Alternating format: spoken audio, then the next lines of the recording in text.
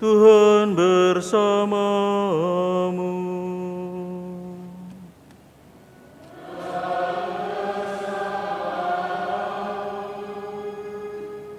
Inilah Injil suci menurut Matius.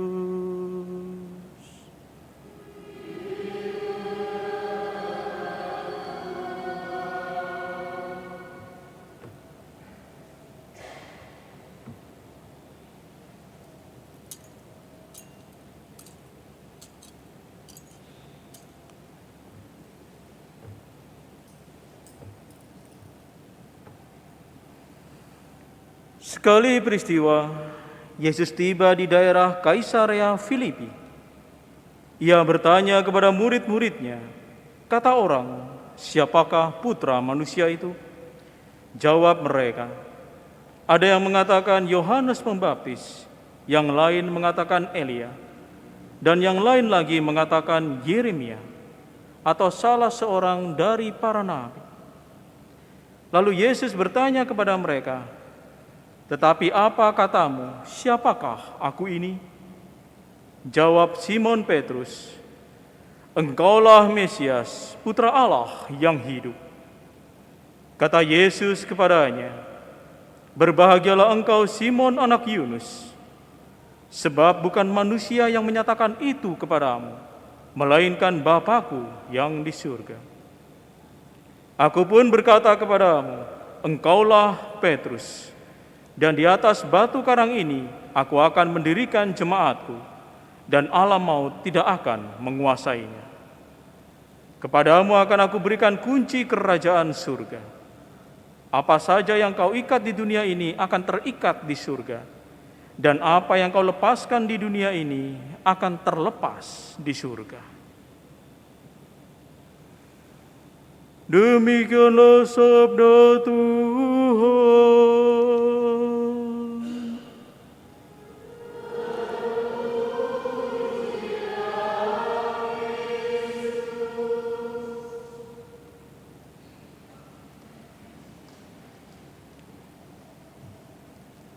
Saudara-saudari yang terkasih,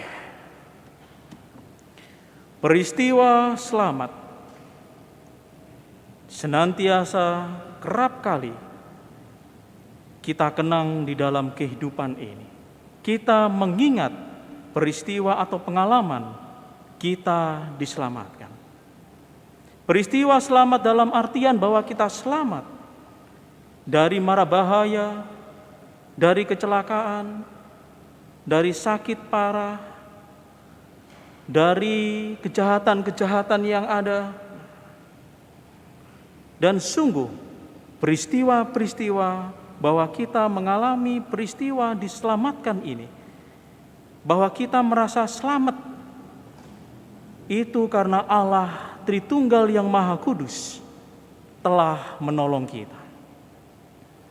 Sehingga kita mensyukuri akan segala peristiwa di mana kita merasa selamat. Tuhan, aduh selamat Tuhan, tidak jadi keserempet mobil. Selamat Tuhan bahwa akhirnya saya bisa melahirkan dengan selamat anak-anak saya. Selamat untung tidak kejatuhan pohon.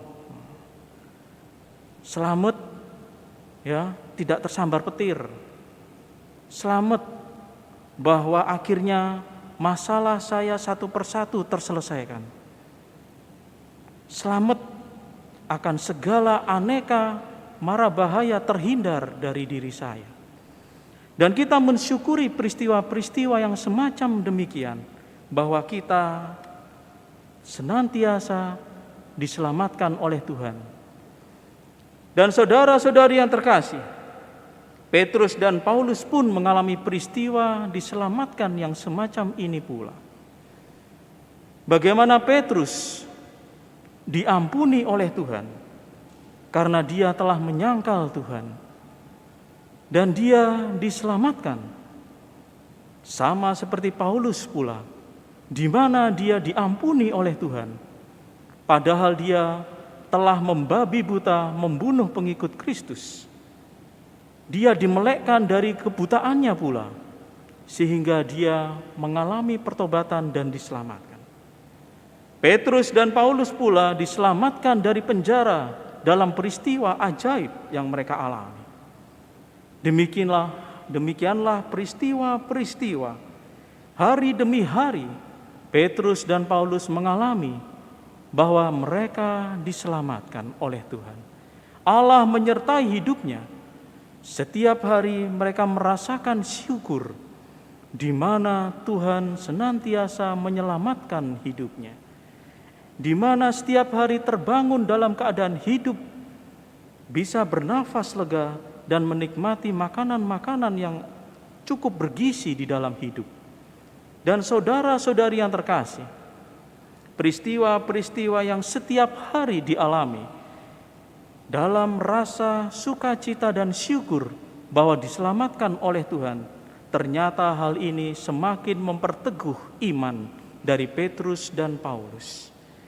Demikianlah adanya, sehingga tak hanya memperteguh iman itu, tetapi juga memperkuat keyakinan mereka, memperkuat tugas mereka dalam mewartakan Injil ke segala makhluk di seluruh dunia. Petrus dan Paulus mampu merefleksikan, mengabstraksikan segala peristiwa keselamatan hidupnya secara personal, bahwa Tuhan telah menolong dirinya. Demikianlah hal ini semakin memperkuat dirinya bahwa apa yang diakuinya, Yesus adalah Mesias Putra Allah, itu sungguh-sungguh diimaninya dan diwartakan ke seluruh dunia, sekalipun banyak ancaman mengancam dirinya. Dan saudara-saudari yang terkasih, demikianlah bahwa ketika kita mampu mengabstraksikan peristiwa-peristiwa keselamatan di dalam hidup kita, peristiwa-peristiwa syukur di dalam hidup kita sehari-hari, maka sesungguhnya kita akan mampu mengingat dan semakin dekat dengan Tuhan. Dan kita akan semakin diperteguh iman kita. Namun sebaliknya, apabila kita dalam keseharian kurang bersyukur dan mengingat akan penyertaan Tuhan, sangat mungkin bahwa kita akan mudah mutung. Ketika ada masalah, ancaman hidup, akhirnya kita pindah saja, tidak tepat di tempat ini. Ada gereja sampingan mungkin yang bisa menerima iman saya dan menyelesaikan masalah atau persoalan hidup kita. Nah, saudara-saudari yang terkasih, inilah yang kerap kali terjadi ketika kita tidak mampu melihat peristiwa selamat, syukur yang tiap hari Tuhan berikan kepada kita. Kita akan mudah terjatuh untuk tidak mengikuti secara setia kepada Allah. Namun berbeda dengan Petrus dan Paulus hari ini, mereka berdua mampu mengingat akan karya Allah di dalam hidupnya sehari-hari. Mereka mengingat bahwa Tuhan selalu menyertai hidupnya, dan di dalam ingatan-ingatan akan memoria kasih Allah inilah, maka hal itu menancap di dalam hatinya, bahwa yang diikutinya ini adalah benar adanya. Dan Tuhan menganugerahkan jabatan istimewa kepada Petrus, bahwa jemaatnya, gerejanya akan berdiri di atas imannya. Petrus menjadi batu karang untuk berdiri gerejanya yang kokoh tersebut. Maka dengan demikian, janji Tuhan akan senantiasa setia kepada setiap insan yang percaya kepada gereja yang didirikan oleh Petrus dan Paulus. Barang siapa percaya kepada gereja yang satu, kudus, katolik dan apostolik, maka kekekalan akan senantiasa kita peroleh seperti Petrus dan Paulus, santo besar, dan disinilah mereka sadar bahwa benar-benar sungguh Tuhanlah yang menyelamatkan aku. Dan kita pun berangkat pada iman yang sama, bahwa benar setiap hari di dalam mara bahaya, kecelakaan, lalu kemudian segala sesuatu, masalah-masalah berat yang kita alami, sungguh ketika kita mengalami kesembuhan, penyelesaian di dalam masalah, Tuhanlah yang menyelamatkan kita.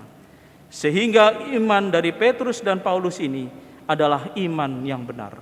Dan kita mengikutinya, maka kita pun akan selamat.